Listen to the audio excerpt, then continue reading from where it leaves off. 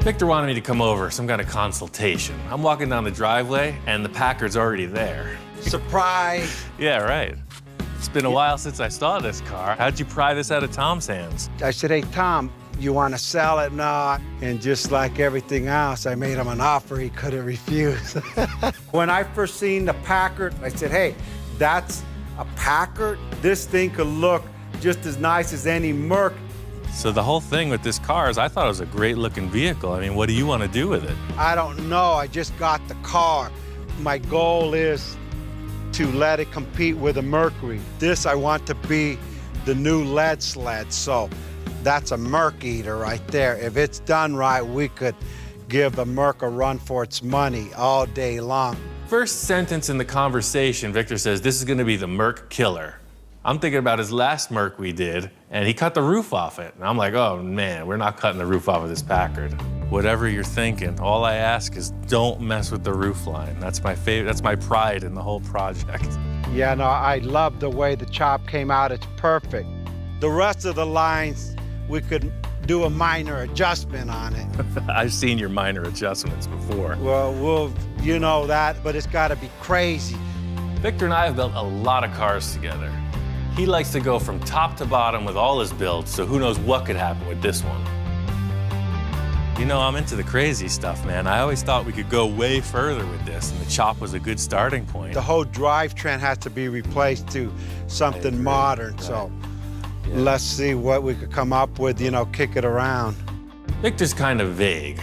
All I'm getting out of him is that he wants this thing to be a driver like the rest of his fleet. They're all road-worthy vehicles, and that's where this Packard's lacking. Victor's gonna come by today. He says he's got everything. He's got all the parts we need for the front suspension upgrade, and I'm just gonna work on getting this Packard ready for construction. Check it out, I got your clip. You wanted a front clip. Oh yeah, perfect. What the heck is this thing? 1997 Grand Marquis. I know I went a little nuts instead of just cutting the clip off. Right. I cut the rest of the car off. Yeah. You forgot to tell him to stop cutting. That's the problem. Kind of surprised that he drove this thing over, all in all, but you could see it's a driving vehicle. I mean, the thing runs bitchin', the horn works, and you gotta take this thing for a drive. It's so smooth. I'm trying to laugh it off, like, all right, yeah, I can't wait to cut this thing apart. And Victor's like, no, man, you gotta drive it. This car is smooth. Bottom line is Victor wants to do a body swap. He wants to cut the top of the Packard body off of the floor pan and put it onto this floor pan from the Grand Marquis. You want to leave this dashboard and everything. We're gonna leave the dashboard because we're gonna do the fiberglass coming down into it and just modify what's existing. It's all gonna get reworked to 50s futuristic instrument panel. Don't ask me what that means, but it sounds damn good. It's a great concept, but they're two way different cars. And I just want to put them side by side to see how it's gonna line up. The wheelbase is definitely off. Just like everything else I do, simplest possible manner. I could have built a big structure and raised this thing. Instead, I stuck a forklift right through the window openings. This is called the old rag and welding glove trick. Added it so it wouldn't ruin the window channels and lifted it right up.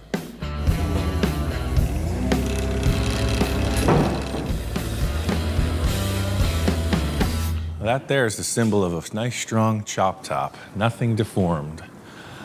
The guy who built this knew what he was doing. Well, that being said, that sucker is out that door forever. Away with you. Pretty simple. Lift up that body and get rid of the trash.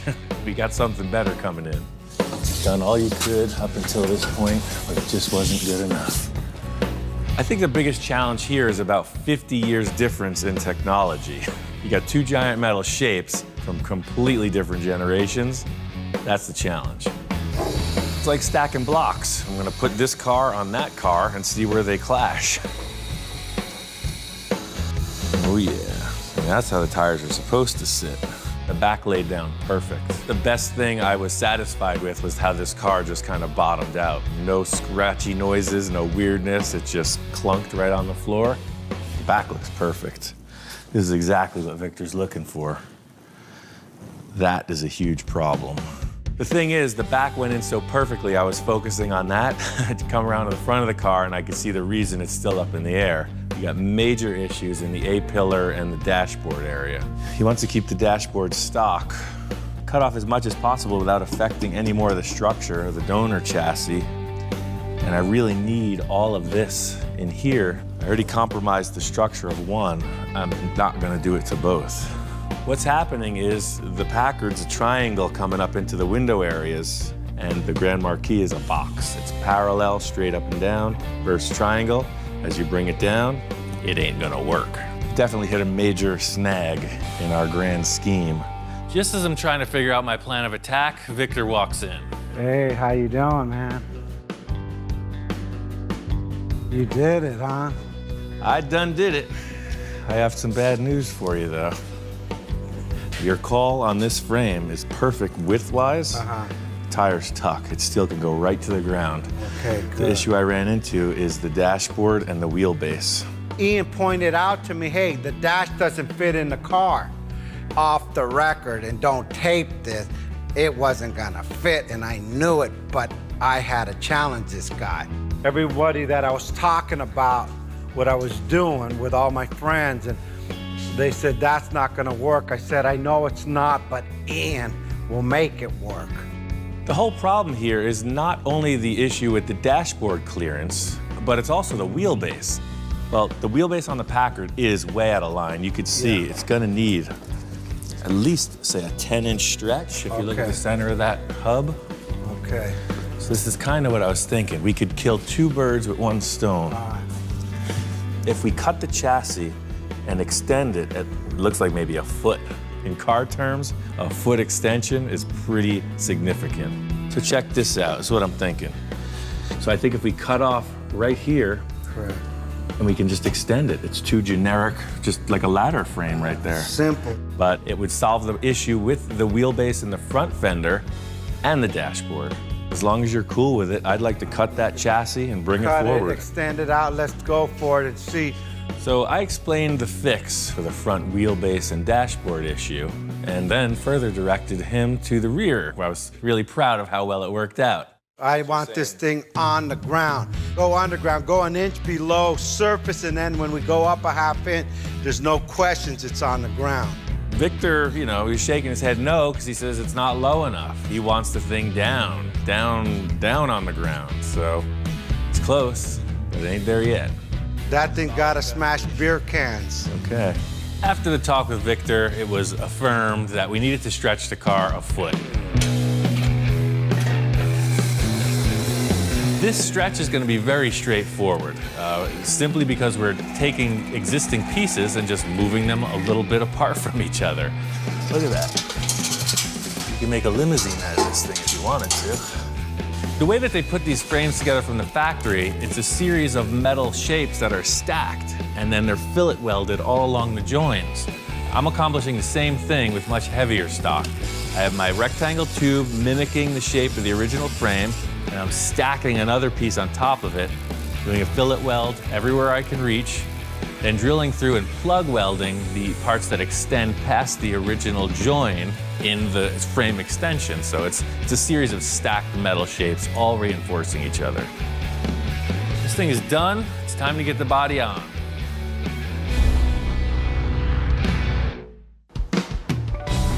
Took a bit of doing, but I got the body on. I got it down low the way Victor was asking for. I had to change the tire and rim combo. The other ones were too wide. Right as I got them on, Victor shows up. Hey, Ian, what's going on? What's happening, man? Where'd the white walls come from? To get it to lay down, it needed some skinny, tall tires, so I just went with the 560/15 white walls. That has a stance. You got it down low. It sits evenly. When I walk in, I look at the car, and he nailed it again. He surprised me.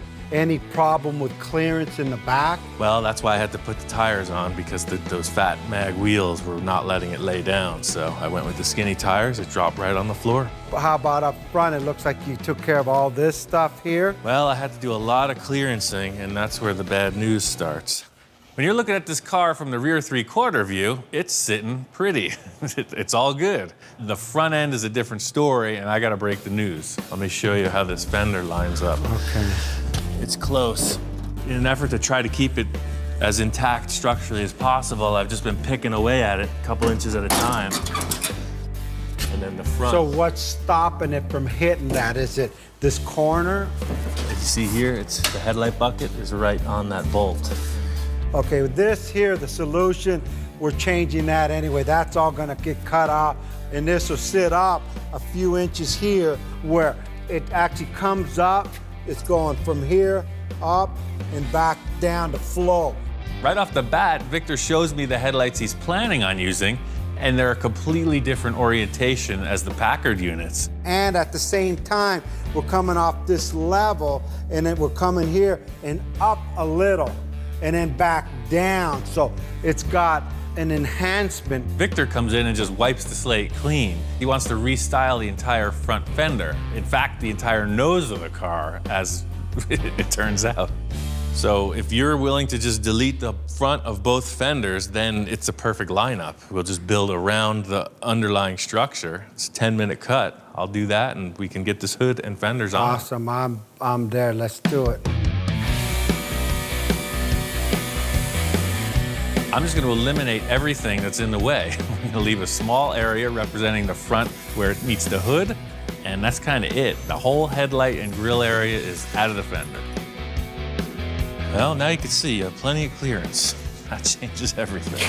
It eliminates the ugly in the front of the Packard, and it helps me mount the fenders without an issue with the headlights at all. Hey, look, it fits. That's gonna be all right. Damn, look at that thing. That's one long ass front end. There's a million ways you can go about restyling a car, and I know Victor's got a plan. He's been thinking about it for a while, and it's not gonna be okay to just mock something up and have him check it out. I need to nail a few of the core lines with him here so that we can get it right. Probably a little bit more to your left. Yeah, the fender, the tire side. Before you do that, I wanna do, like put something up so we got a little high point. Just like an artist is drawing a line, we're gonna do that same thing. We gotta figure out how to suspend a nice graceful arc.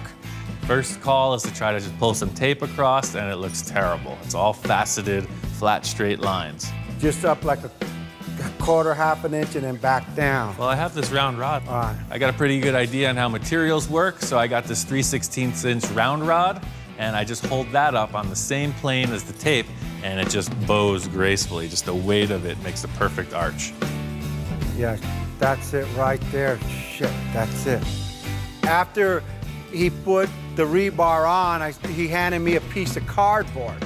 So, got the little envisioning board. Yeah, Try well, that check out. this out. 'Cause coming from this point, yeah, look at that. That's like perfect right there. So I get it, I fold it over gently so I got the contour of the car.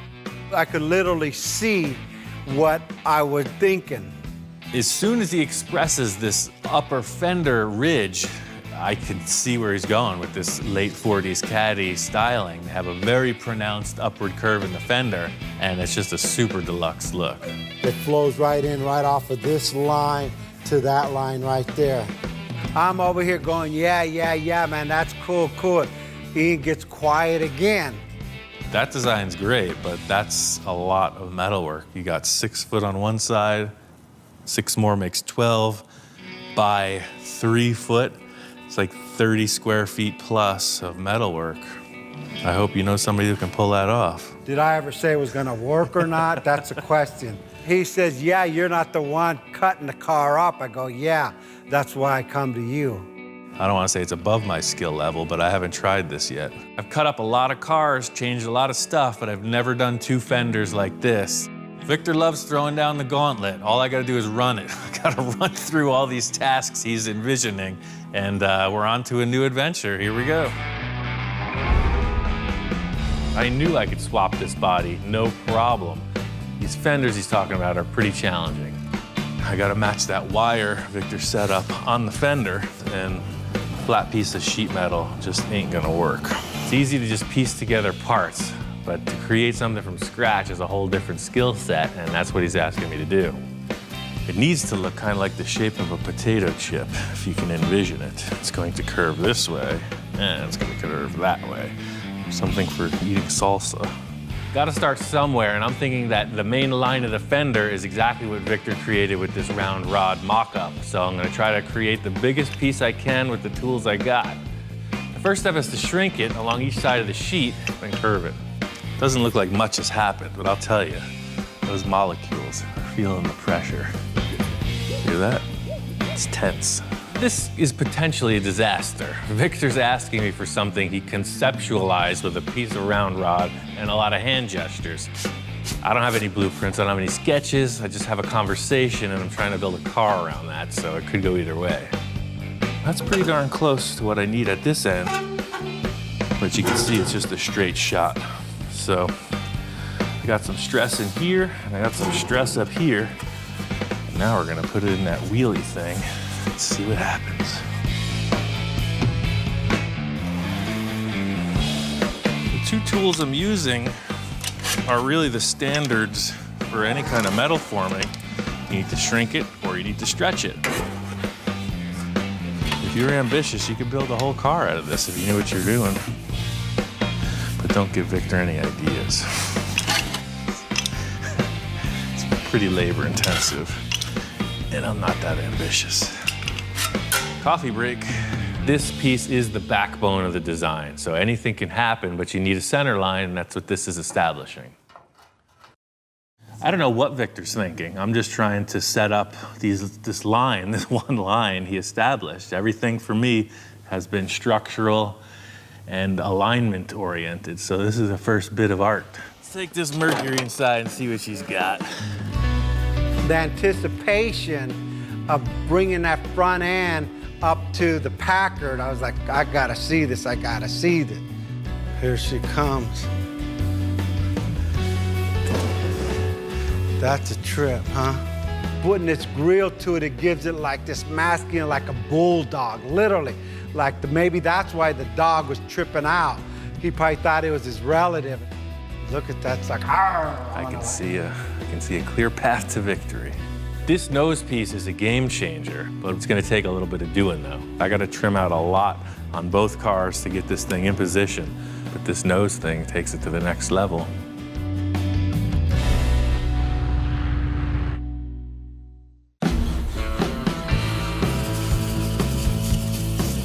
Getting this Merc front end ready for the Packard.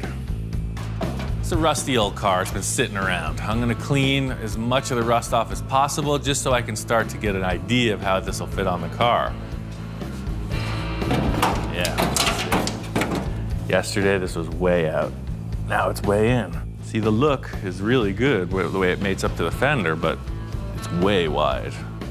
It looks like this nose is gonna get sectioned into 3 or 4 pieces. The 2 headlight shells I think will mate to the fenders really well, and I'm just gonna cut it apart and fit it up on the car in pieces.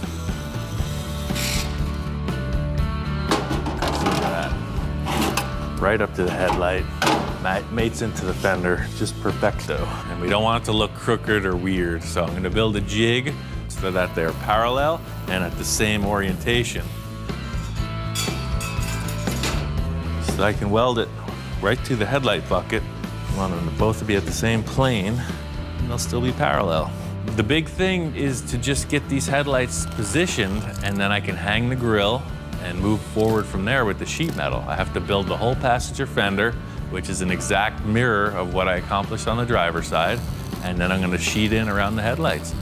Fenders are a sure thing. The big concern is this nose and the way the hood is gonna come into this grille shape. And it'll actually be a much stronger join if I lap it to the Packard, so it'll be like a big diamond shape. That's why I'm completely ruining this hood, but it'll allow us some artistic window of opportunity.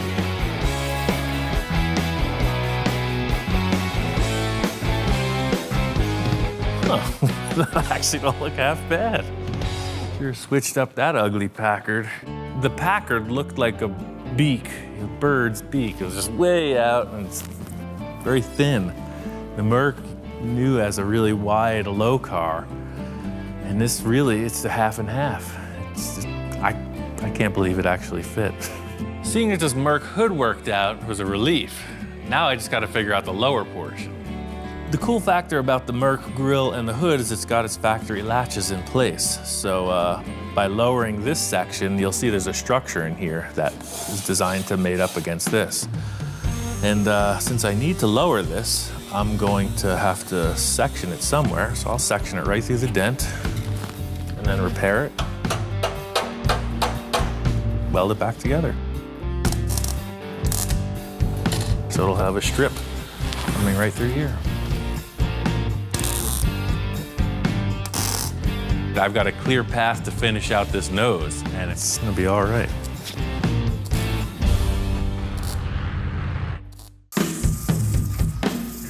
Splicing these two hoods together was a pretty straightforward process in simple terms, but the contours of both sides are way different. So this is now our surface height of the hood. So it's coming through. You see how it's lifting towards the bottom? It's coming right through here like so, till it blends in. So this transition here is gonna be very hard to make. It's another compound curve, but right where that wants to change, I was thinking if I put a scoop in there, like you see on the Mercs, then all of a sudden the contour wouldn't need to be made. It would turn into a scoop.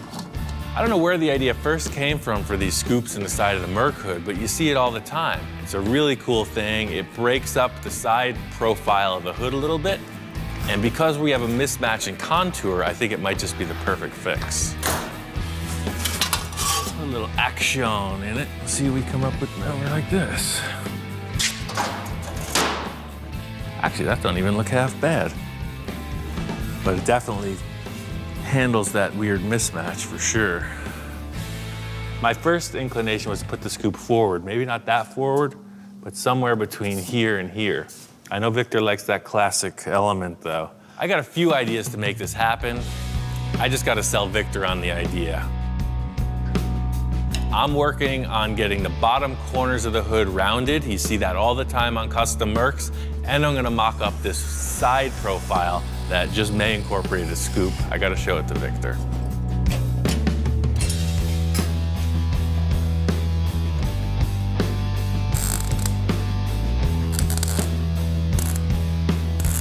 So this is now the new shape of the hood opening, and I'll finish off the shape of the fender surround with the smaller rod.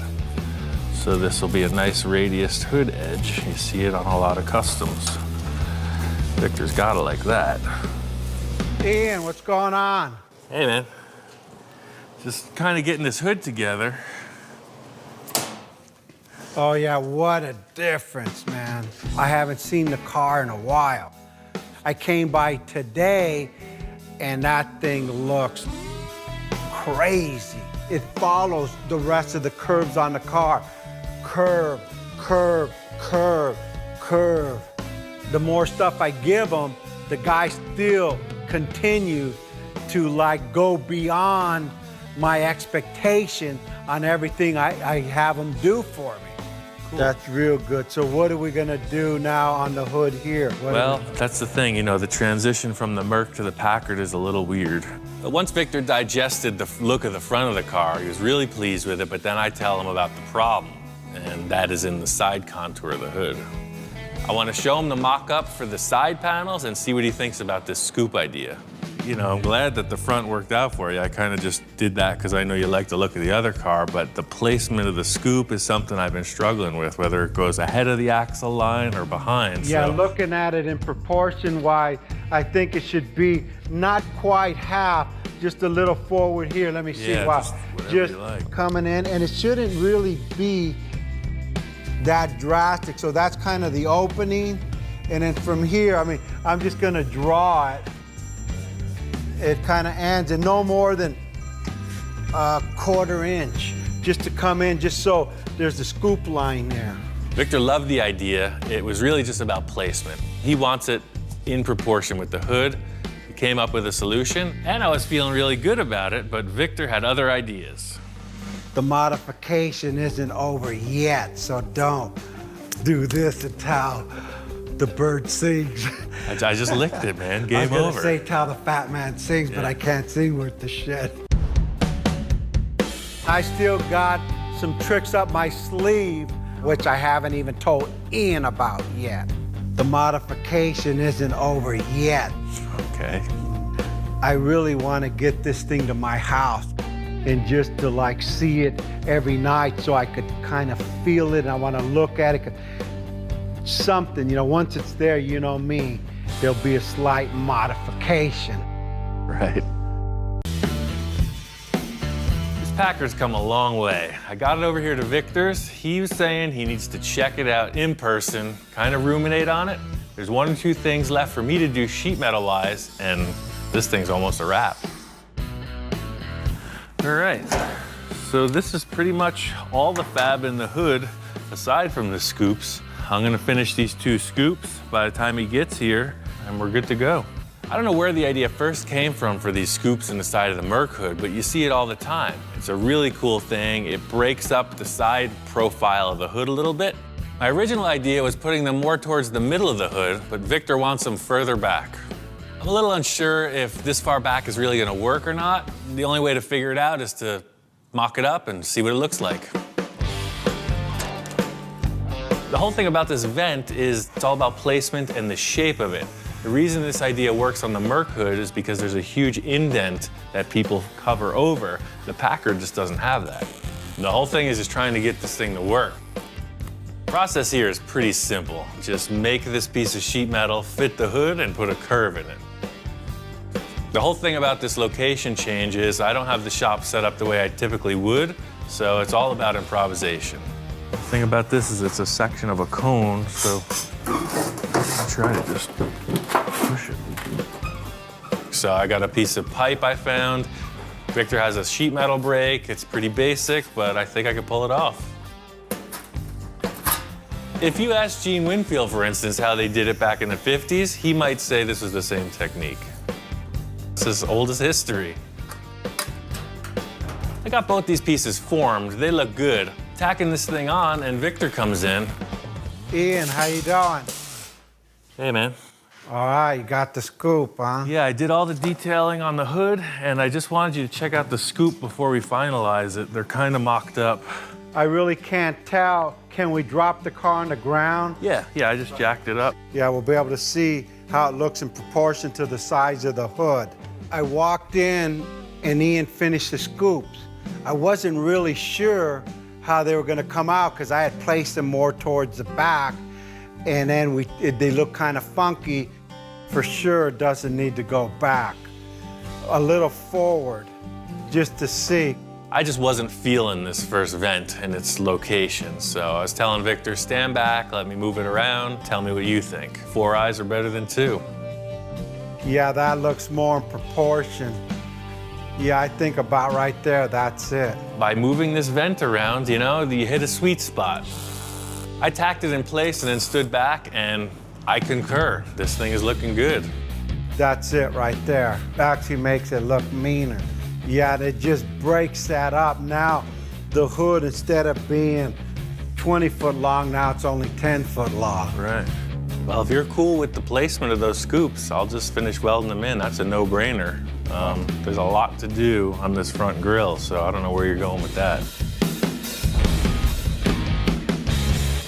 Victor pulls out these headlight bezels for the front end restyle. We've been using them the whole time, but he tells me he's been thinking.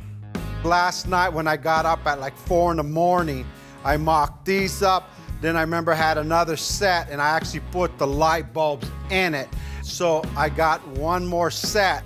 I've already stuck the light bulb in there. Victor has these aftermarket pieces you see on custom Mercs all the time. It's like a Frenched universal headlight. And it fits right in, no extra modification, nothing. They work perfect. They got brand new fancy bulbs inside, and it really gives the car a really face-forward appearance.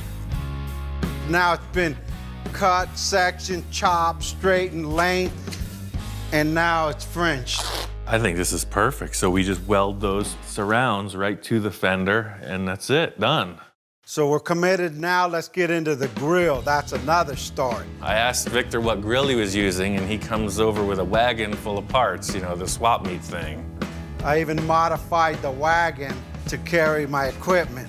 This is my candy store right here. You know, I go to the swap meet here in California, Pomona, and just collect things. And I had a whole collection of grill over probably 10, 15 years worth of grill.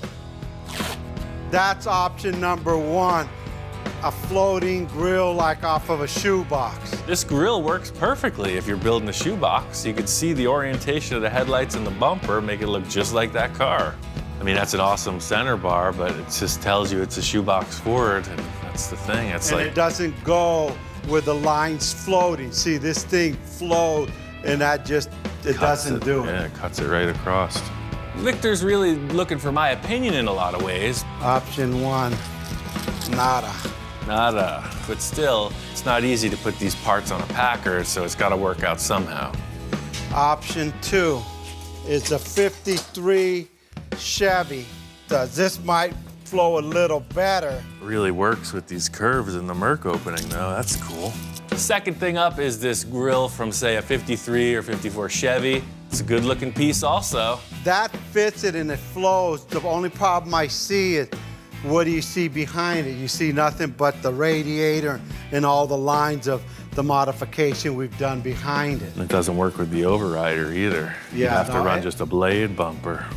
It fits, but it doesn't work. The grill, to me, is like a nose on a person. It has to fit right between the two headlights, which are your eye, and your mouth is the bumper. Well, I don't think any of our choices so far are that good, man. It just doesn't flow. So now I guess we'll go with option three, which is the regular stock Mercury grill. I think both Victor and I were just looking for that other thing, you know? We were both leaning towards the Merc grill because it's a classy look. We're just trying out other options because you never know. Victor had to take off, and that's kind of his gig. He's the idea guy. Now it's up to me to just make it happen. First thing I need to do is finish out this sheet metal that comes around below the headlight. It's just gonna be one panel that wraps right around, mates the Packard fender to the Merc sheet metal. I don't have any of my regular tools here, so I gotta figure out how to form this stuff. The whole thing is I'm looking around the shop for something with a slightly smaller radius than what I need on the car because it doesn't actually stay the same shape you roll it into. It always relaxes a bit. I got two options. Roll of tar paper or a copper pipe. So there was like 3 or 4 rolls of tar paper laying around. I picked the one that looked like it matched best. Working out of the shop, you gotta make do. Their equipment's awesome, but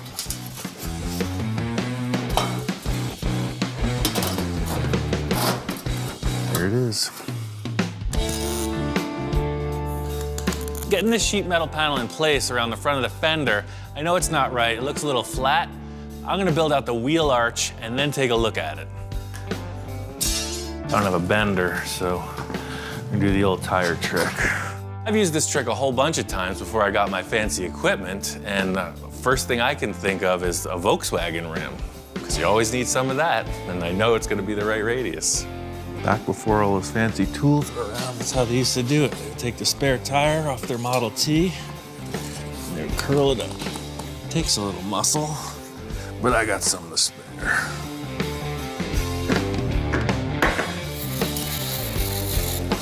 I really just figured that radius was gonna be the right one. I mean, did you see me do any measuring? Look at the outtakes. I did that to that. That's when you know you're on the right life path. Things just fall into place.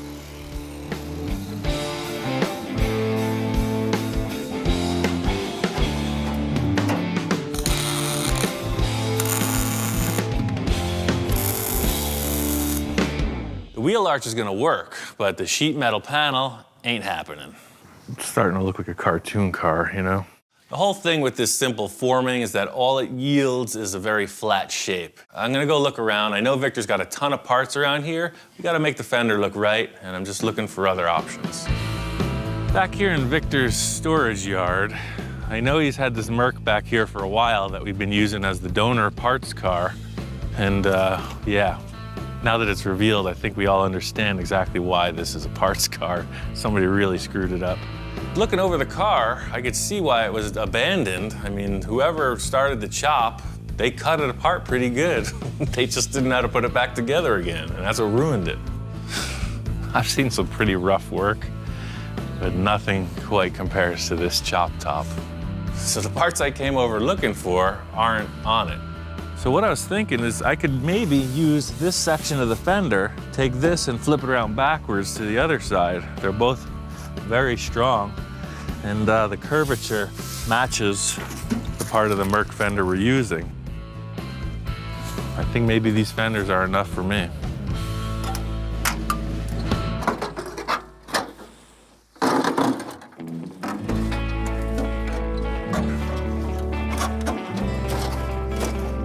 I think the car was getting a little sentimental. It started to reattach itself, so it was a little difficult removing it.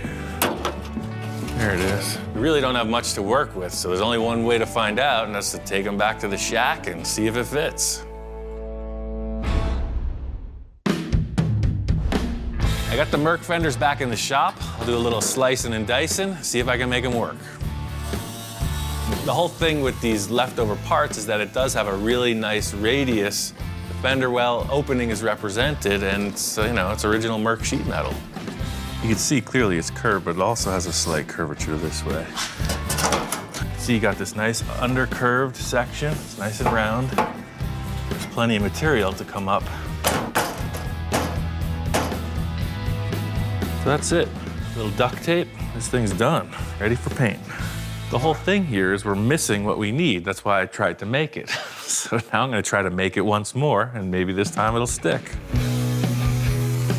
The whole reasoning behind doing it this way is that you've got these awesome pieces of sheet metal that already exist. What's better than an original Mercury part, right? It looks great. It's just taking the other leftover stuff and making it work on the new part.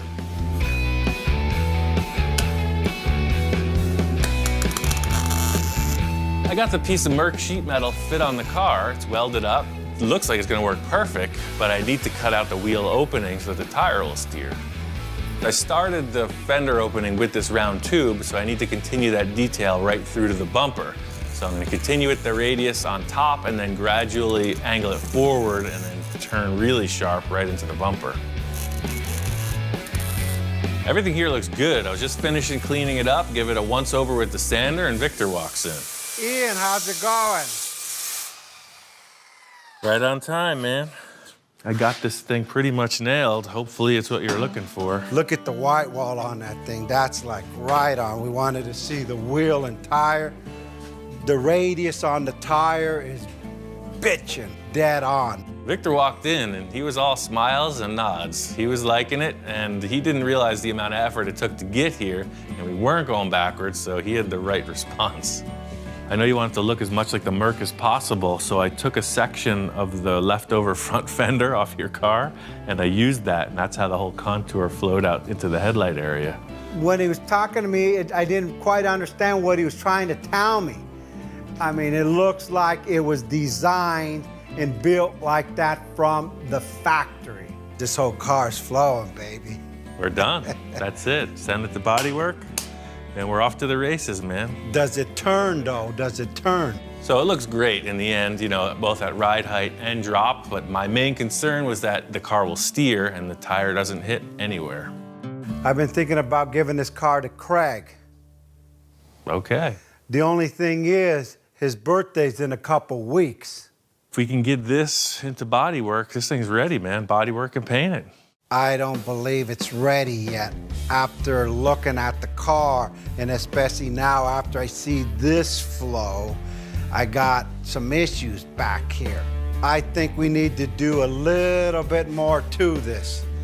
So here it goes. I'm feeling like the world-class mountain climber that just summited Everest, right? We did it. We're on to the finish, and Victor's in the back of the car with like a whole new battle plan. Looking at the side of the car, it's straight. I don't want it straight. I want this sucker to bulge. I'm welling away with my hands like I'm always talking and pointing and stretching, and he's looking at me like, oh, shoot, what am I getting into now? It turns out there is kind of a deadline with this car. Victor's planning on giving it to one of his employees, his right-hand man, Craig. That's the thing with Victor, he's got a million ideas and they all start flowing. Looks like the rear of this car is gonna be a whole new adventure. I've done this on a few cars in the past, and I know what this is gonna do. It's gonna give it this immense open air feeling. The side of this car is really closed off by the B-pillar and the window frames. As soon as I cut it, watch. Surgical precision. I kind of knew what this was going to accomplish, but it was really good to see that Victor was on board with it. He left it up to me to make it happen. Much like when I'm chopping a top, I'm thinking about the contour of the sheet metal and how I can reuse it to make it look perfectly factory. Just like when you do a chop top, you want to save all the contours because they're factory stampings. So this deal matches. I'm just going to put it down there. You'll see, I'm going to repurpose this old junk and make a custom car out of it.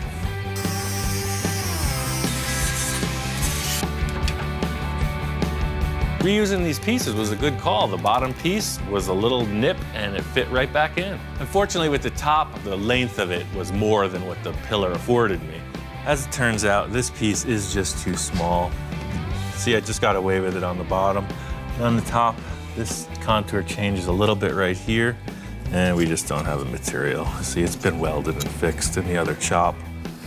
It's a pretty simple piece of sheet metal. It's just a straight shot with a curve in it. So it's not gonna be that hard to duplicate. It's just a time saver to reuse the old stuff. It's just gonna take a sheet metal brake and just kind of creep it in there and just pull a gentle bend in the sheet metal. So you could see, it's absolutely perfect.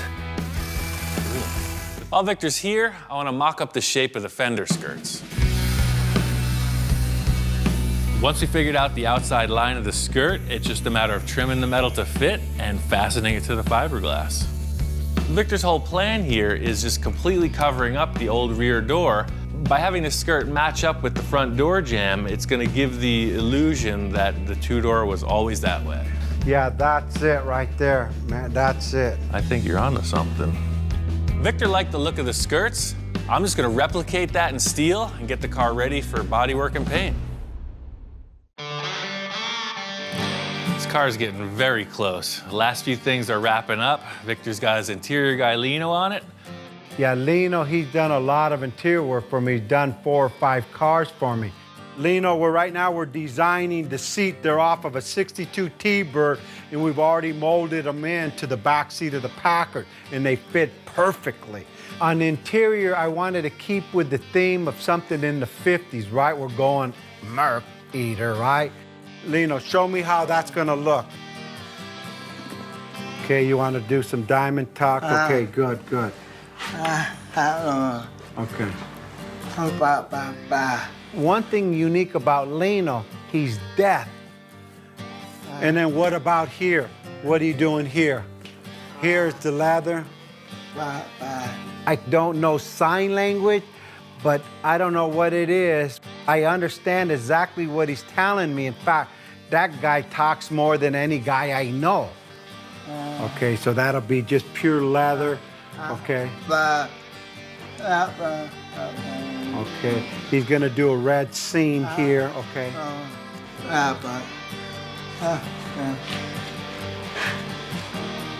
Okay, so it'll all match together, okay. Victor and Lino are kind of like the odd couple. I'm not sure how they communicate, but somehow they make it work. With Lino, he's the type of guys like Ian. The concept he was gonna do with my idea of the diamond tuck, and then he started showing me what he was gonna do on the outside and how he's gonna tuck it in, where the seams are gonna go. The guy goes to the next level. I said, you nailed it, go for it. Good, all right, that's good then, perfect. Now what are we gonna do with the front seats? Typical mode with Victor is use what you have, and he's got these seats. Okay, this seat is out of a 2004 Lexus Coupe. I've been through this before. When you convert a 4-door into a 2-door, you can't use the same seats. In a 2-door, they need to flip forward, otherwise nobody's going back there. This one, when you push the button, the backrest comes forward and the seat goes forward. So people could get into the back seat because we closed up the back doors. Now, Lino, what are we gonna do here? Okay, first we're gonna cut off the old headrests because this doesn't go with the nostalgia of the old 50s car, so it's gonna be rounded off. Now, let me see what he's doing here. Okay, same thing in the middle. He's gonna do diamond tuck in the middle, and he made it proportionate to the seat. Most people would do big old diamond tucks. This guy put everything into proportion with the car. Look at how that's gonna look. The guy is good. He's just slow. When is this gonna be finished? I need this finished. We have such time constraints on this project just because it's Craig's birthday, and I wanted to give it to him for his birthday, not after. 1 day, 2 day. You hope? He hopes 2.5 days. I hope too, because if not, there won't be seats in the car. All right, good job. Hopefully, he could get this job on time. If not Craig, he'll be sitting on a 5-gallon bucket.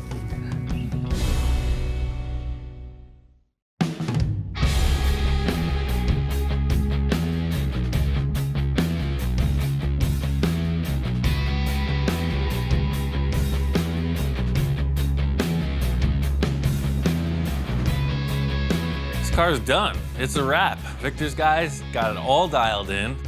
My favorite thing about this car is that it looks 100 miles long. It's like that cartoon you saw with the big giant gangster car.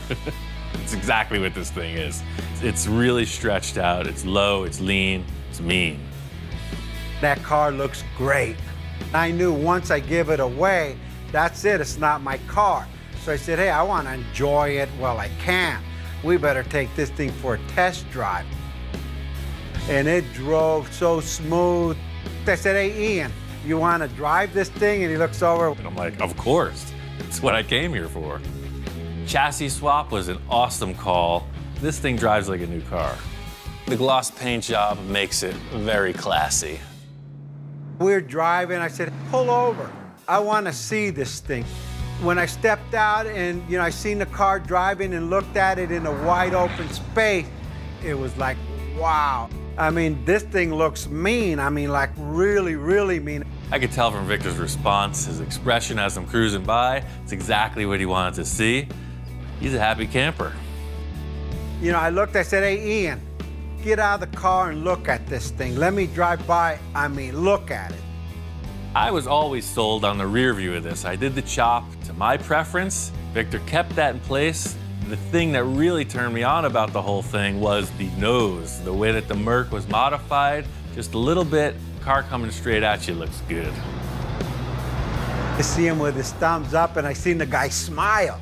I didn't think the guy could smile. He's like, whoa, I see teeth. After the test drive, we take it back to Victor's shop. We pull it in next to his Mercs. Let it down, parked it right next to my other 2 Mercs in the garage, and she fit right in. Lino finished up the interior. It looks great. Leather upholstery, totally pro.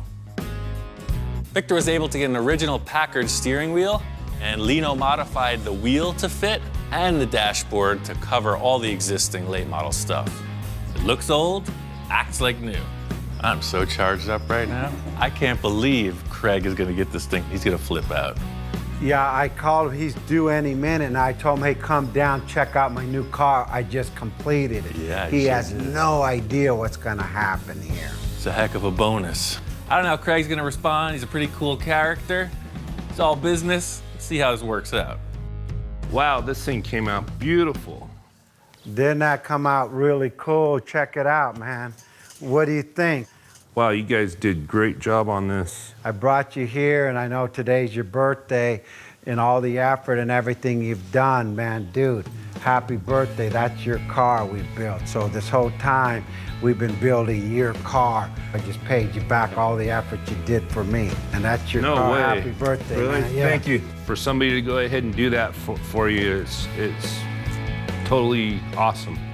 Sit in it, turn your car on, drive it.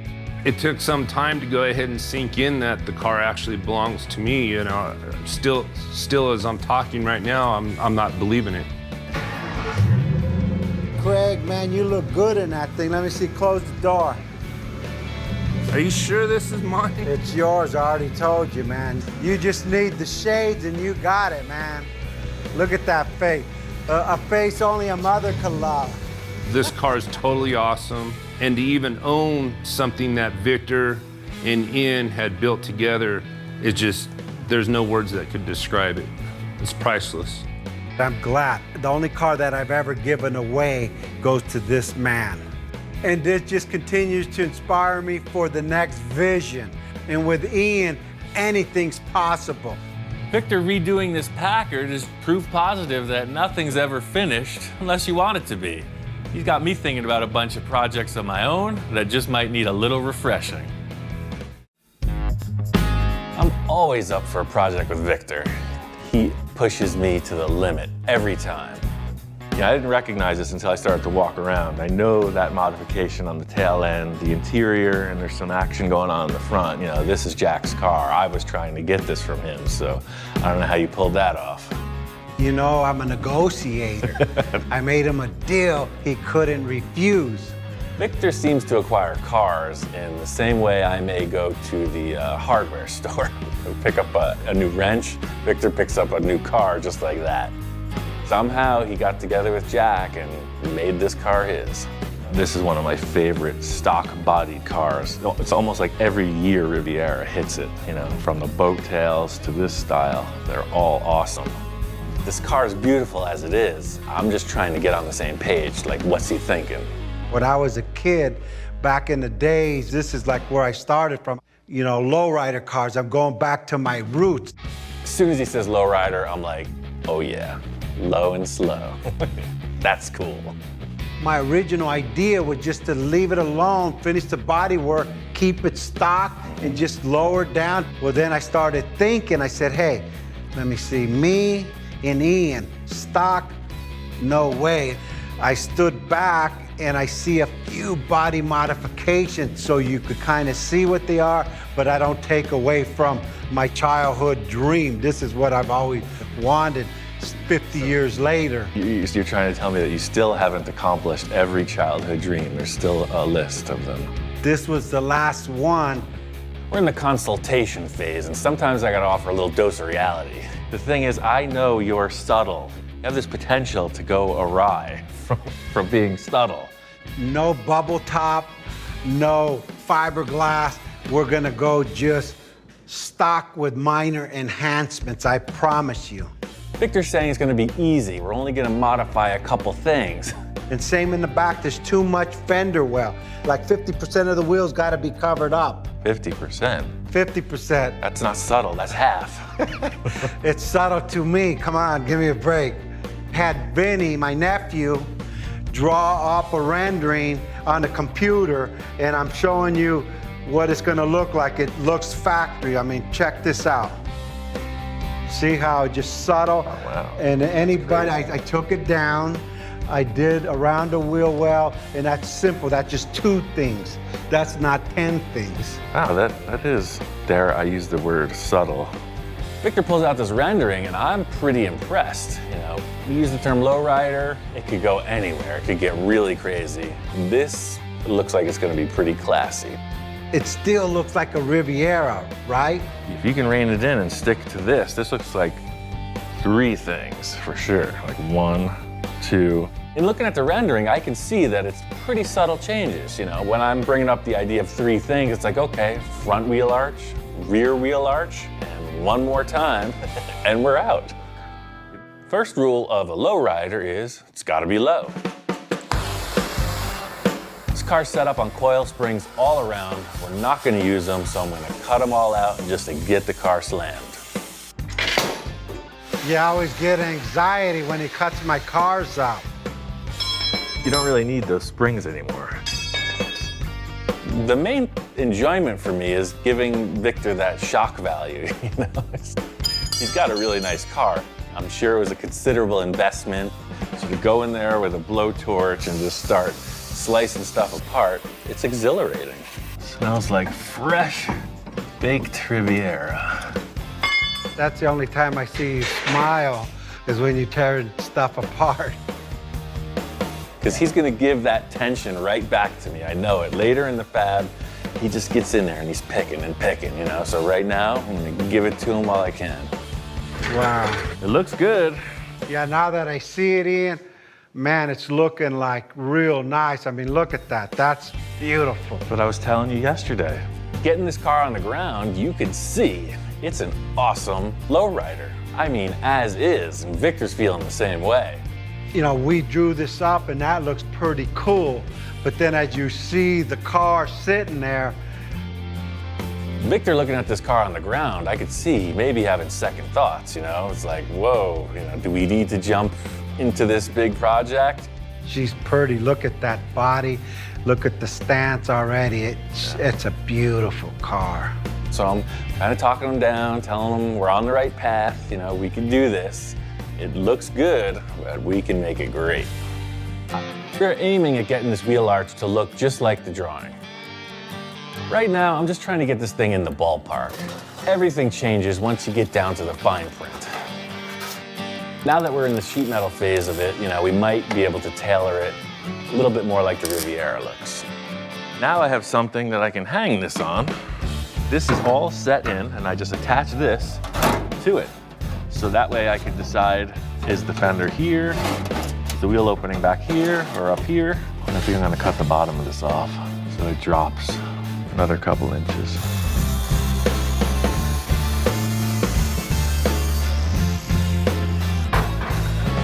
Dun, dun, dun, dun, dun. Up, see that?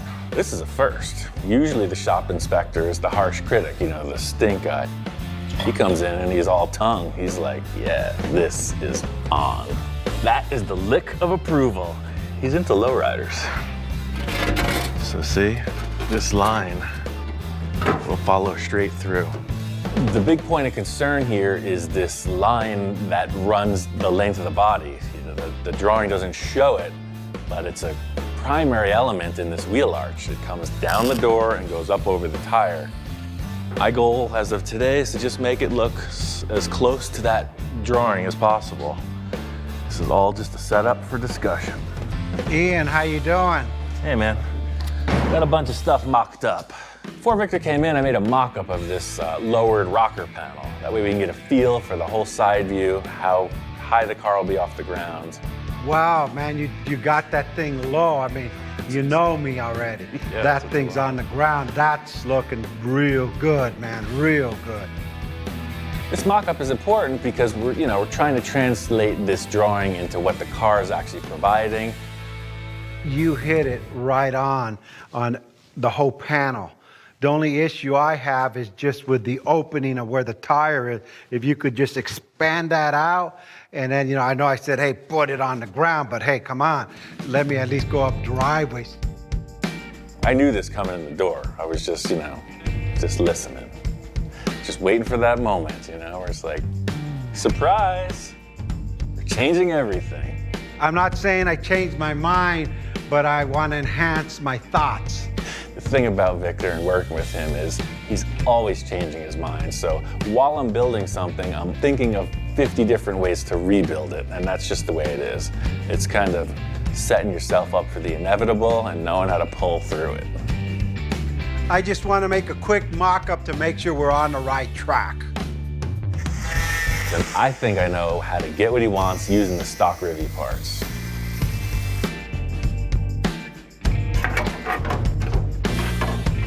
Right there. That's it. And I'm relieved because you just cut up my dream car. I'm thinking, man, did I do a bad thing by wanting to modify the back wheel and the front wheel? Everybody in the world will just put a fender skirt on the car to lower it, but that's worth the effort for sure. It's cool. Unfortunately, it's not going to translate into a good finished piece. I'm going to have to rebuild the shape we've created out of some steel stock because it's got to be arrow straight to make it count. So here's the deal. Instead of using sheet metal on that wheel arch, I'm going to use square tube.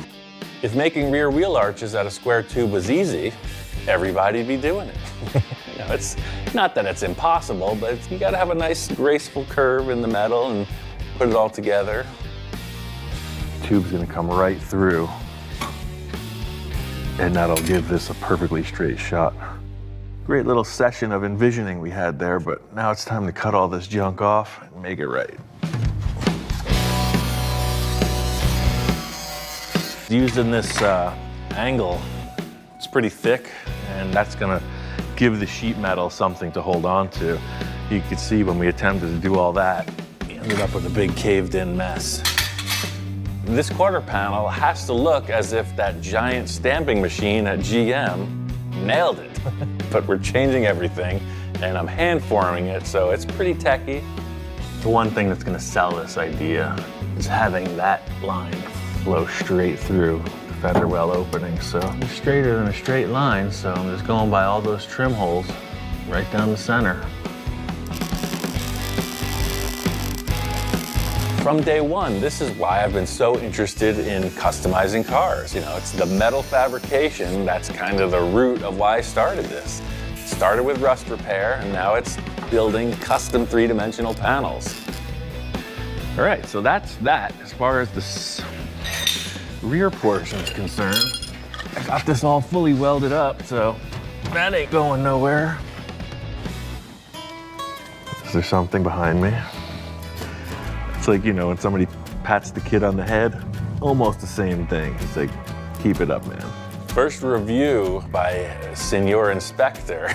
This may be the best walk-in ever. This is the last part of the action, and I'm not getting distracted by any of this. You can see I'm focused. There's a tongue in my eye, so I guess you're liking this project, huh? I don't know the breeding of this particular hound, but you never know. He may have a little of that Latino culture in his blood. Well, guess I won't be needing a shower this evening. I'm gonna follow this angle that Victor and I started working on.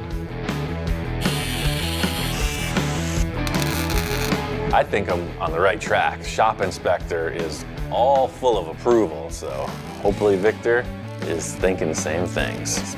Ian, how you doing? Good, man. How's she looking? It's getting close. None of that is Riviera anymore. I had to make everything. Yeah, you know what, dude? You nailed it. Fortunately, Victor loves it. So we are on our way. 3 easy steps, 2 to go. You got that line perfect. Look at how it goes straight to the back behind the wheel. It looks like factory. I bet you if someone had never seen a Riviera before and they seen that, they would think it's factory. I like that, you know, you're coming around. You're actually, you know, you're 1.5 inches off the ground, and I know that's a big step for you, man. You're coming up in the world. Victor brings in a new set, and it's exactly what I thought it was gonna be. Simple and classy. It's like a hovercraft. Yeah, no, that's clean. Yeah. Now that we got this tire and wheel combo, we know the diameter, so I'm gonna form the tube right around it. So you want this thing like right up there, right? Yes. Look at that.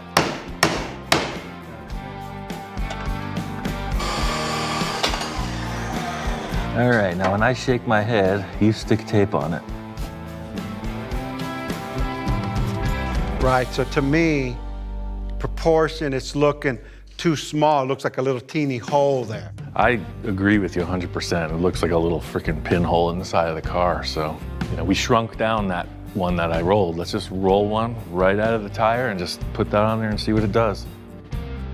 Of primary importance is the fact that the tire looks right on the car with the fender that we're creating in place. Yeah, no, that feels much, much better. We're really making decisions on the car, so I'm setting up 2 different options just to see what looks best. The line I see is this in between both, half distance. Yeah. Well, I got an idea to make that happen. I'm gonna set those 2 rings on the car and trace right down the middle. I'm gonna tack weld them to the car, and I'm gonna trace right through, because we can always make it a little bit bigger, easily. Yeah. This is decision-making central, you know? You got a concept, next step is to fab it out.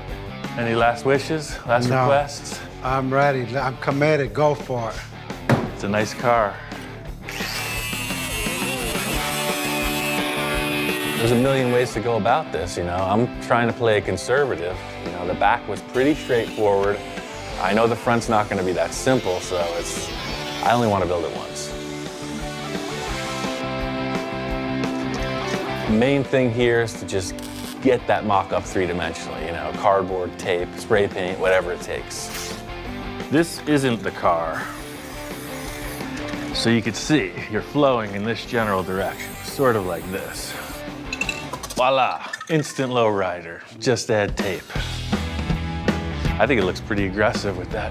It does. Something about the paint fumes in the air, it just helps everything come together. This is a pretty complex shape to create and then mirror on the other side of the car, so just trying to get Victor to just stick with this. You know, are you sure? Is this the way it's gonna be? Again, I know we're gonna change it. It's just the way it happens, but I have to put it into metal now. But knowing the diameter of the opening, at least I can build to that and we can trim back, because that wheel arch that's in there has to get totally removed. This is pretty ambitious. You know, these subtle changes are not without consequence. So you gotta make this count.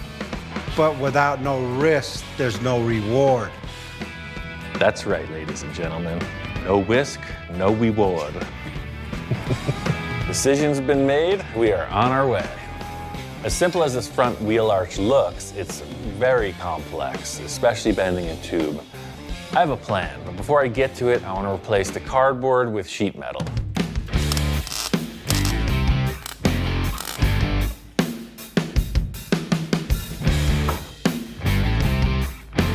Marker. Thank you.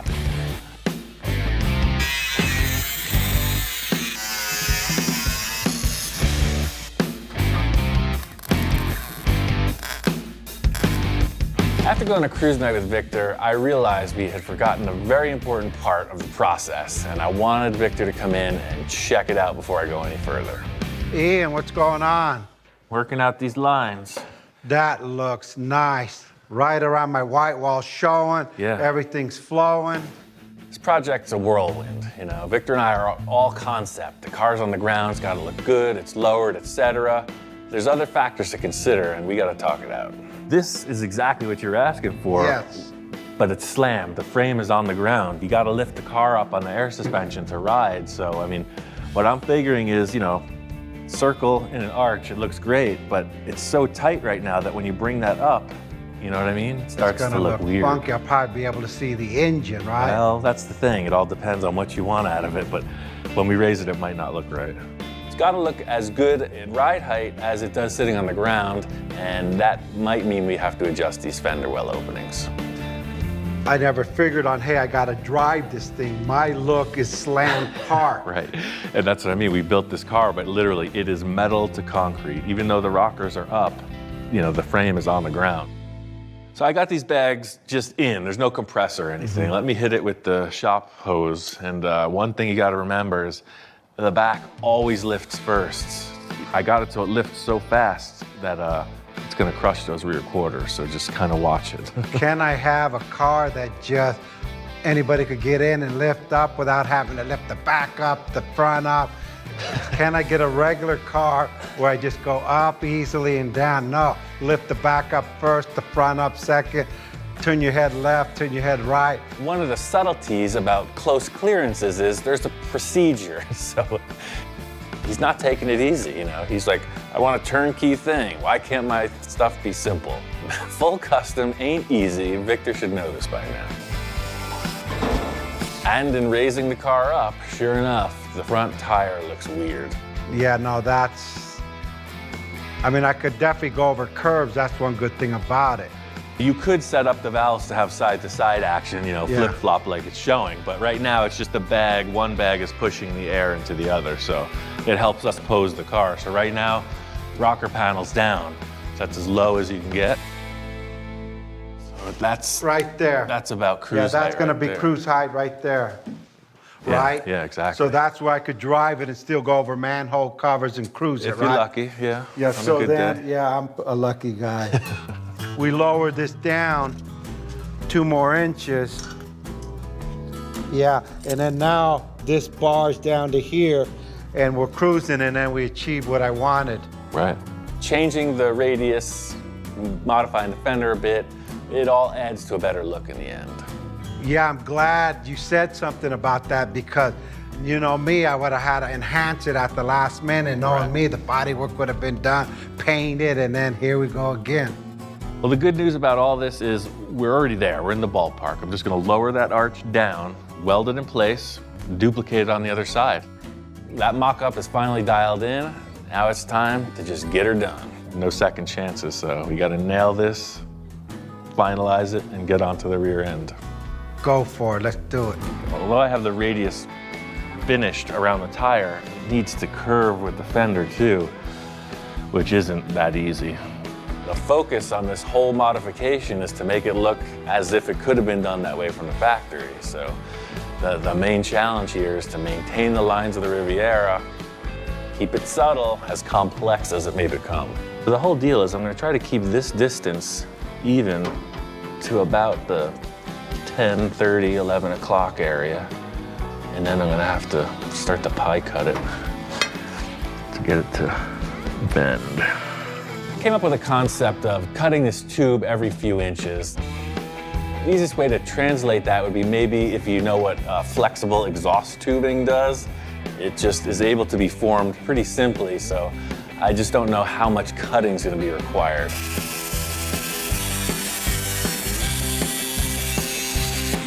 My thought is that at the end of this, it all has to get put back together, welded solid, so it's got to happen. And then you could just take this and bring it up. We're close. The thing is, the tighter the radius, the more relief cuts I'm gonna have to make. So on a mellow curve, you know, every inch or so is good, but when it gets really tight, I'm gonna do it about every 1/4 inch. In simplest terms, this is the simplest way to achieve this. It's a lot of effort, but you can see that it's working. As flat as this car looks, it's super curvy. When you come into that front fender, it's about an 8-inch radius. Looks like it's flat, but it's curved this way and it's curved this way. And I'm using flat steel. Victor said it was gonna be easy. I was trying to hold Victor to this concept of 3 easy steps, so we've already gone way past that. Just modify everything. 3 easy steps. As far as the world of fender forensics goes, this is represented by this. These tabs are representing the underside, and now I have to create this outer lip, which you can see the radius differs from the bottom. There's almost nothing, it's almost flat, and it turns into this really dishy shape. That's what the boss wants. In the end, I got to make sure that this concept translates to a solid finish, and it's all about whatever it takes at this point. It's just one of those things. I can't stand flies in the shop. And we have horses next door. Horse, look, it's right behind me. It's coming in fast. It's smart. I've tried to gas it 5 times already. Can't stand it. For some reason, I'm a fly magnet. I'm like Pigpen. I think he bugged out. Nope, it's right behind me again. Oh, look at that. Sorry, fool. You're done. Spray paint's around, you know? It's an ugly color. I'm not gonna paint anything orange, so it's fly repellent. That's what you get for landing on my sheet metal. Again, forming a flat sheet into a 3-dimensional shape, there's a million ways and a million high-tech tools to do that. Or you could just splice it into little pie cuts and form it around the fender. The statement of reforming a fender is simple. The challenge of accomplishing that is a ton of work, and that's the thing. I knew this was not going to be 3 easy steps. The whole concept was, this is strong, strong, strong. You see the fenders flexing. Outer ring is rock solid. End of the day, this is what the car needs, and I'm all about doing whatever it takes. There's still a ton of work to do up inside, but right now it's all about the external appearance. Last few details to wrap up, and this side of the car is done. Wow, that really looks good. I love the way that looks. Good to hear. That was a lot of messing around. Yeah, I love the way you added this piece on here, you dropped it down a couple inches so it starts to taper down to make the car flow out. I mean, that's brilliant. You know, once we lowered everything, it really needed that front little part of the fender to match, because, you know, dropping the center of the arch 2 inches just changed the whole look of that wheel well. So I just made what looked right. And I see you did something here to tie this in.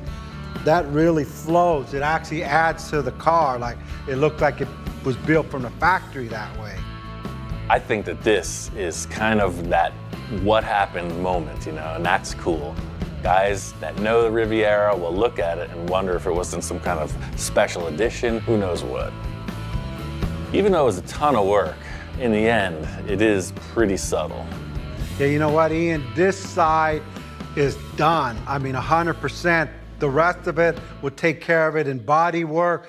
All flows came out like better than I expected it to. Victor's really digging the whole line of this car, you know. He's like, oh yeah, it's the lowrider I wish I could have had in high school. I gotta get a hat and some shades, man. Speaking of that, I got a surprise. Let me raise it up so you can see the white wall at like driving height, and I'll show you how it's gonna look up and down. I just got him hot wired to a battery in the trunk right now. Watch when you hit the switch, because it's like, it gets up kind of quick.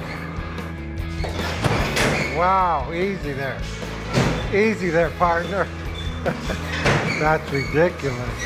It's like bucking bronco. At the front, I slowed down a little. It's not too much.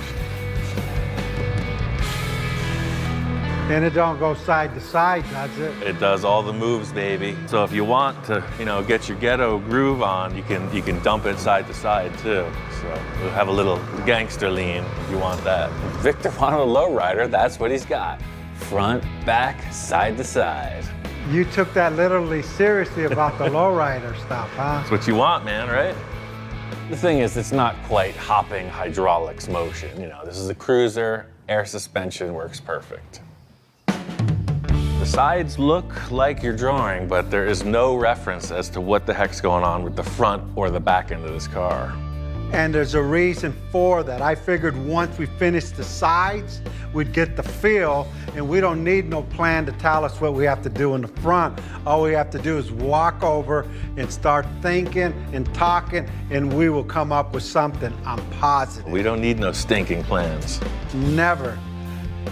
Yes, and the more I look at it, we're in trouble. I think we've made a lot of progress on the side view of this car. It's better than I had hoped, you know. Front and rear are next. I got a few ideas, and I'm sure Victor has got a mind of his own. Who knows where it's going. Ian, how you doing? Well, it's time to do the front end, so I was just making sure all these panels were aligned before we cut them apart, you know. This Riviera has come a long way. It's been quite the journey. We're onto the front section of this thing, and I'm expecting some major changes from Victor. I got a couple little extra parts to start on the front end, to start on the new journey. In all the other projects, Victor is all about, you know, the face of the car. You know, the car's coming at you and it looks like this or like that. And I'm thinking, oh man, this one's gonna be a big problem compared to the sides. Check this out. You know me in Pomona, a 1965 Riviera bar grill, baby. Victor's always shopping, you know, parts gathering. I never know what he's gonna come through the door with. It might fit right in. It was made to fit right in this thing. Let's see how she does. Check that out. I just saved you a week of fabrication right there. Look at that. So it was made for this car. It was made for this car. And that's my flavor right there. He brings in this grill, and that totally streamlines the whole process. I don't know where he's going next. I had these. I bought all 4 of them. Let me show you what it's gonna look like with that and this chrome. Check that out. Oh yeah, for sure. What I mean, see how clean the look is? No doubt. This here's done. What's the catch? Where's the... A mile custom, remember. From my standpoint, it looks like we're gonna get through this project without making any more crazy modifications. As long as that's the look you're going for, let's get on to those rear fenders. I want to keep Victor on course, keep him rolling right through the car, and now it's on to the back end. thing about these rear quarters is they got to match up with all the stuff that Jack's done, you know. He's customized this whole back end. You know, he did this cool roll pan, drapes under the fuel tank. He made these pods that housed custom handmade taillights. Our main issue is getting this fender drop to somehow flow in with the rest of this. Jack's already customized this car. You know, the rear taillights are his own design. He took this big slug of plastic and whittled it into a taillight. So you'd have to put some LEDs back here or whatnot, but you know, he was trying to be super smooth with the car. So you see when they go in, they just insert like a little puzzle piece. So you can see this line comes into the taillight and disappears. I really like these lights that Jack came up with because they are handcrafted. The only way I would improve it per se is to maybe come up with a little chrome bezel around it so it fits the chrome on the car, and of course some kind of good lighting system. Ian, I like it. I like the light. Hey, Jack did an incredible job.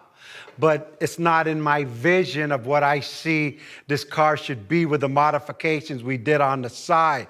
To make it really easy for you, all you have to do is this. Number one, I want to tear the lights out, weld that all up, mimic this angle coming down, this tying into here, cut out the whole roll pan. I don't like it. The license plate's too big, out of proportion. All of the pan out afuera. I hate to use the term Jekyll and Hyde, but Victor does this switcheroo. What just happened? 10 minutes ago, you were a different man. What happened with the mood change? It didn't. What happened to just bolt it together? I thought we were just gonna breeze through to a happy ending on this whole project, and I see Victor is on a mission yet again. What we just experienced a couple minutes ago was the calm before the storm. That was just a warm-up. I see what you're saying, just gotta change the whole rear end of the car.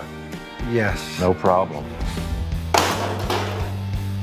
This is what we refer to as a clean slate. What we have with these rear quarter panels is just loose ends. You know, they're sheet metal flapping in the breeze. This lower quarter would be the bumper, and I want to reinforce it with something as strong as a bumper should be. The hardest part in this roll pan would be creating these little shapes. So instead of trying to fix them or recreate them, I'm just going to replace them. This is a pretty complex curve to create out of sheet metal, so I found these big, heavy stamped bumper parts. I don't know what they're from, but using them in this lower quarter will reinforce the sheet metal for sure.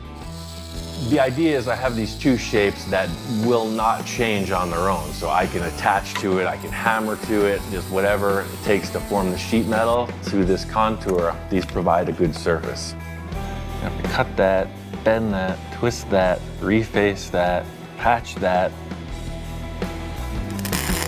I gotta take this line, swing it. So we're gonna go right to this point here and cut that open. Clearance this out a little bit. Instead of creating like a wooden buck, hammer forming a bunch of stuff that's left and right parts, inside and out parts, taking these existing pieces, trimming them to fit, welding them in, it's just a faster process and super strong. I don't know what's coming next. Hopefully he's got some taillights and we can get this thing in gear. Ian, how you doing, man? I've been on Operation Blank Slate for the past 24 hours. I hope it's blank enough.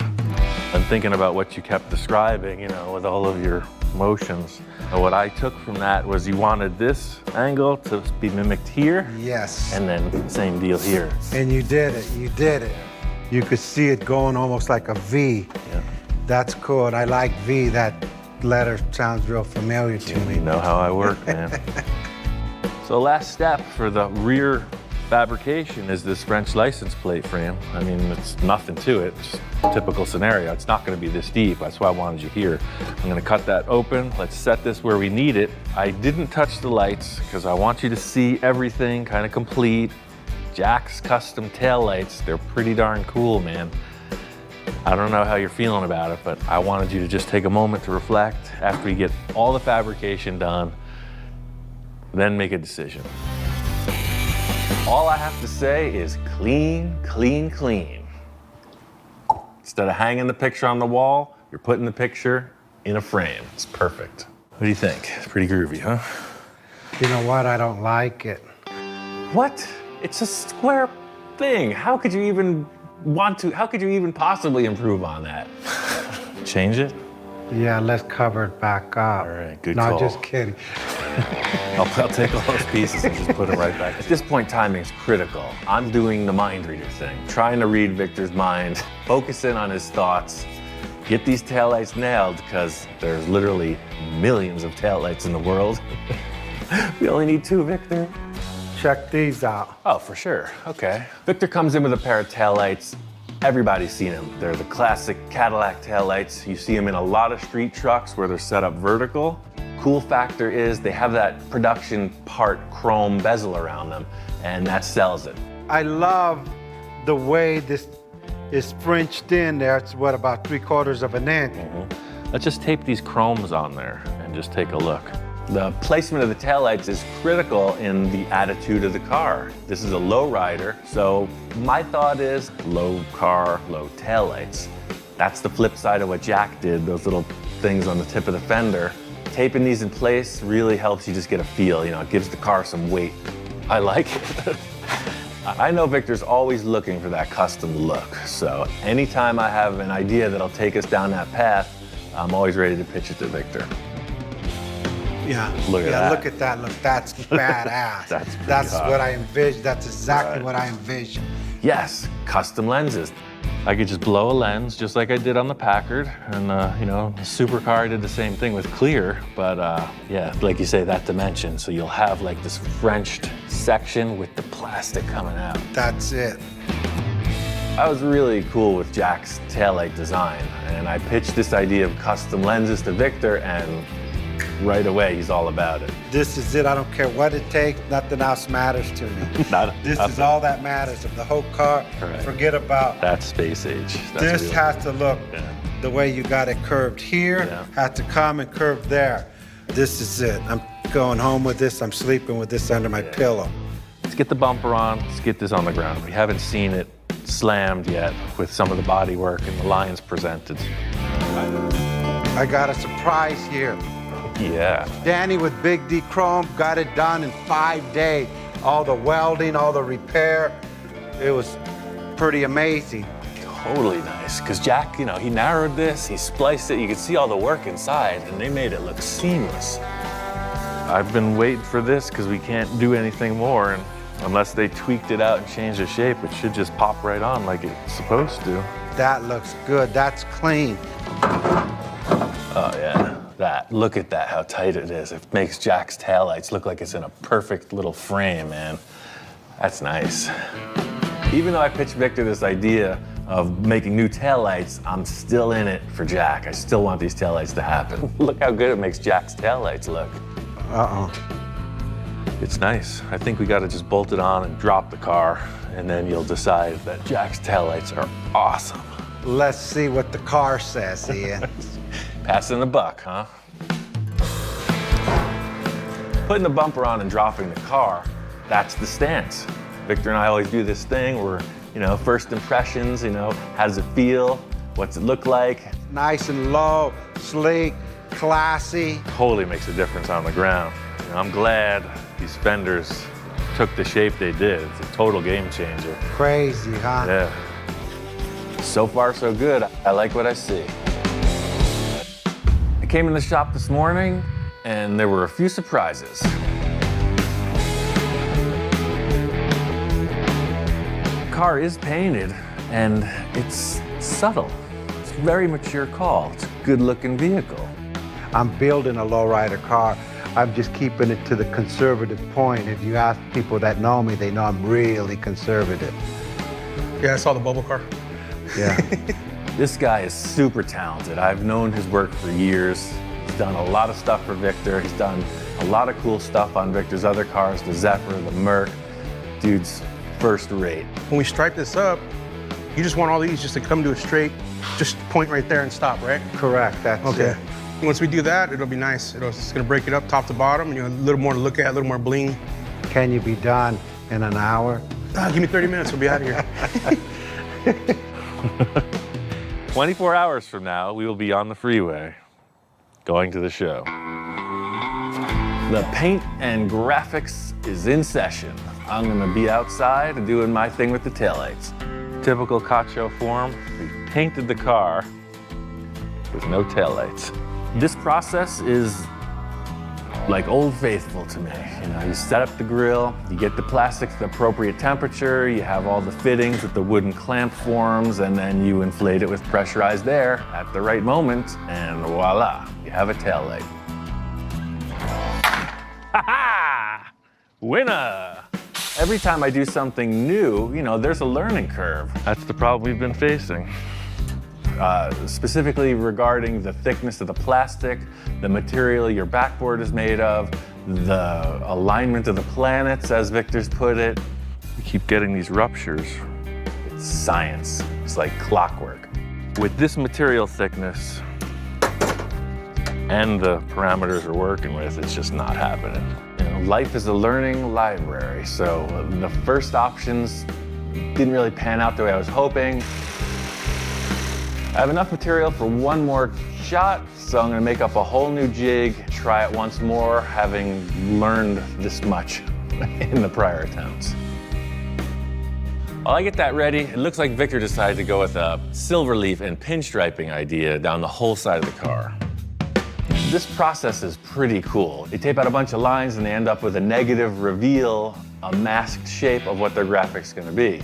The surface is cleaned and they put on this glue. The glue material dries, and then applied to that is this super thin silver foil.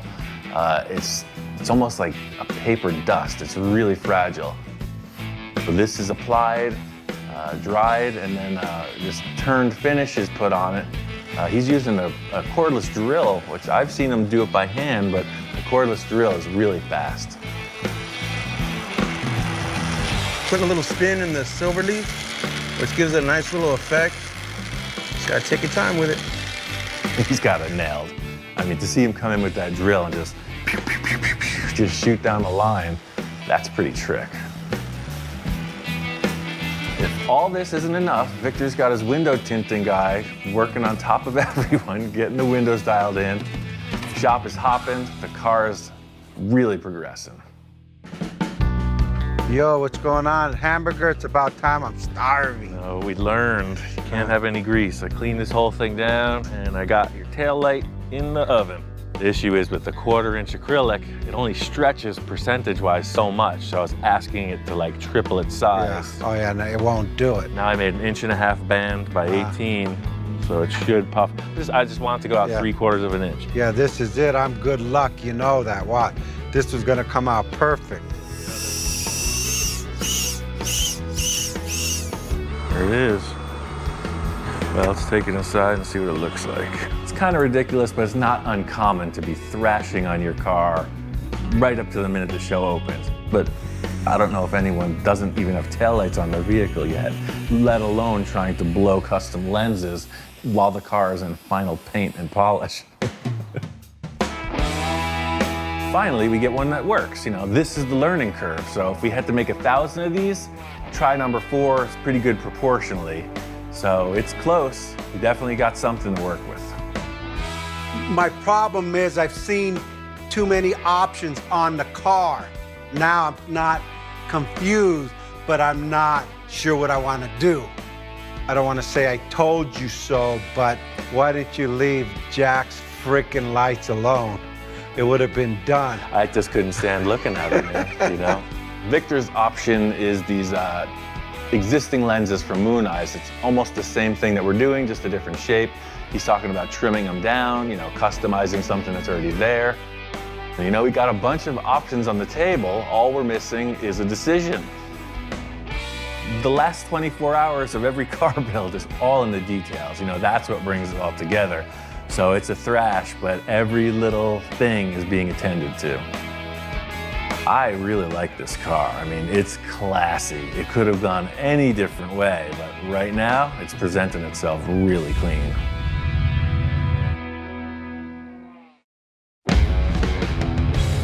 This lowrider project's got everybody amped up, you know, even the dude, even the shop inspector is getting in the mode. He's ready to cruise. How you doing, man? What's up, Victor? What do you think? Right away, Victor comes in and he's loving the graphics, the silver leaf, the paint details, the pinstriping. It almost gives it like a third dimension. That's like crazy. Right on, man. Really, really clean. Good job. It's definitely nice stuff. That's interesting how this turns into that, but that's the art form. Yeah, that's cool. We've literally hours to go until we're on the road to get out of here. You know, Victor comes in with just one more enhancement, one final detail. He's got these chrome lake pipes, you know, side pipes. Yeah, the paint's sort of still wet and we're welding alongside it and, you know, just what I gotta do. What these are gonna add to the final appearance of the car is just like with the low custom bumper, you know, the chrome, your eyes go to it and everything's down. Slightly unorthodox, you know, usually you don't go cutting holes in cars that have been painted, and I look back and Victor has even more taillight options. And then just cut this little hole out, and these two things just go right there. We know the lake pipes are a good call, risking cutting through the paint. The taillights, there's no turning back. Wrong call on that, and the car won't show. I say you run it without any lights. It's a show car. And instead of just putting something Mickey Mouse, because the whole car came together the way I pictured it. So we'll just go to the show. So I'll put you in the back with a flashlight, no big deal. And then we'll see what happens from there. We'll come back, take our time, and figure out what we're gonna do. I like that idea. I'm just gonna sit in the trunk. We'll just leave it open. 2 frosty adult beverages, and I'll just have this, each time I feel the car slow down, I'll just send out a light. The bottom line of this debate is that the more we look at the rear of the car, the more we agree that it just has a great look as is.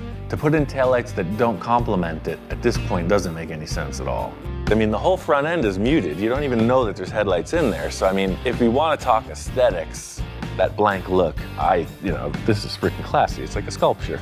For right now, forget it, man. Just take it to the show. I agree with you. After the show, we'll come back and figure out what we could do to keep this look without seeing the taillights. What we have finally arrived at is whatever the finished look of these taillights are, they're not going to affect the rear view of the car as it is. You know, maybe the taillights don't even show while the car's parked, you know, like the retractable license plate in the supercar. You know, maybe there's something in the rear window. The look of the rear of the car as is will be retained. I'm just excited to finalize this project for now, get to the show, enjoy a weekend out, and, you know, discuss the project with the people. We made it to Santa Maria. Cruising Nationals is a 3-day event.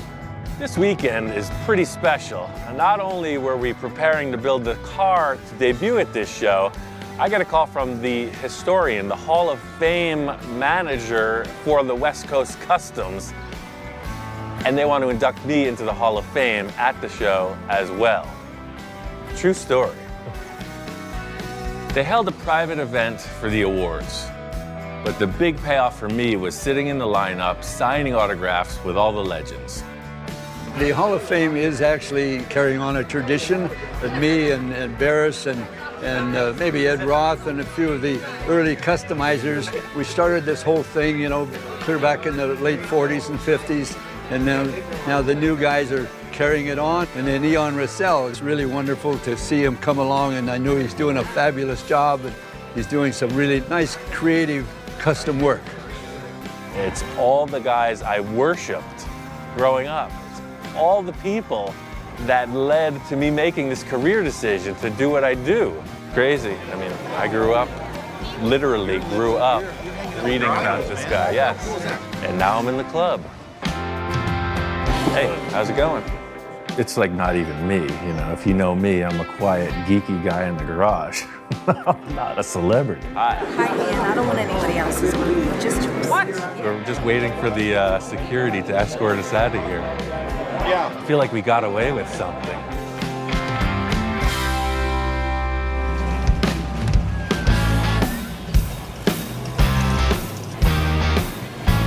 If you know this car show, you know it's been around for a long, long time. The people who come here come to play, they come to party, they come to show off their stuff, and everybody is represented full force. Cruise night is specifically set up for people to see the vehicles in motion, so it's like a parade. Everybody's lining the sidewalks, streets are closed only for the show cars. This is the craft taken to its highest level. West Coast Customs with a K.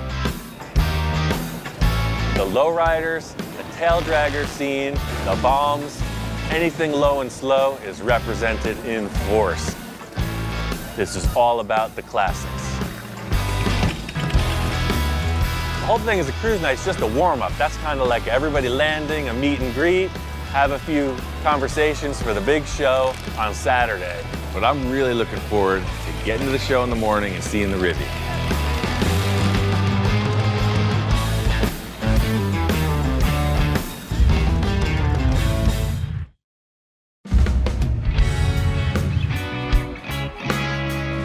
First thing in the morning, the cars are mobbing the scene, looking for the primo parking spot.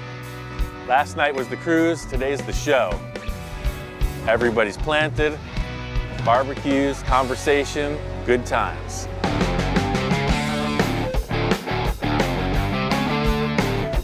There are awesome cars all over the place, and right in the middle of them all is the Riviera. Victor is that worker guy. He's still in minor adjustment mode. He's trying to shake down a set of taillights. He's got a pinstriper on hire. He's still building the car at the show. I hope you brought your little jigsaw, because I'm looking around for the lights. My goal is, hey, I'm still striping. Right. You might cut a hole in, so we finish this thing in Santa Maria, lights and all. One of the stranger things that's going on is Victor's telling me, keep your eyes open, we're still on the hunt. You know, that's the mode. I'm like, I thought we were celebrating our victory. You are a hero of mine. Thanks, man. Like, I watch all your episodes over and over. Very nice. Yeah, sharp. The whole crew's here representing, and my friend Tom with his hot rod pickup. Yeah, I'm here to support Ian. He's been inducted into the West Coast Customs Hall of Fame, which is a huge deal, man. It's amazing. It's such an honor. And so I came out to show him some support and be there for my boy. The Riviera, man, I love it. And the stuff that he's done to it, it's like, it's so subtle, but trick at the same time. And unless you know what a stock one looks like, you might think that it's pretty much factory. The response has been overwhelmingly supportive. I was expecting, you know, rotten tomatoes, some heckling. You like the taillights? Beautiful. Where are they? We're almost done. Nobody knows but us. This whole lowrider adventure has been super cool. I've always wanted to do something like this. You know, this is a huge LA flavor. From the Van Nuys Boulevard cruise night to this event, you could see that style is represented. I'm ecstatic. The car came out like beyond my expectations. Our mode is reflected by a lot of the people here. You know, ideas are always changing. You could see a car that was here last year and it'll be a different color, different set of rims, change this and that. And you know, Victor and I are the same thing. What's not to like about any of these? This is a Cole Foster car right here. Everything, they're all incredible. I mean, everyone has their own flavor, their own meaning. Our current issue is this lack of taillights. There's a billion ideas out there, so this is a perfect location to kind of do some scouting. We got a Buick Riviera. We just finished, 65. Victor can't make his mind up. So we finished the car and it's got no taillights. You know, I did that one for Bones, you know, years ago, that 63 Buick Riviera. 63, huh? And, you know, I painted that car 5 times for 3 different owners. I know Victor, and I know how things develop, and he will not stop until he's satisfied. So, in his own words, whatever it takes. As far as what comes next, we got a million ideas. Once again, it's time to step up the game and march forward fearlessly into the new horizon.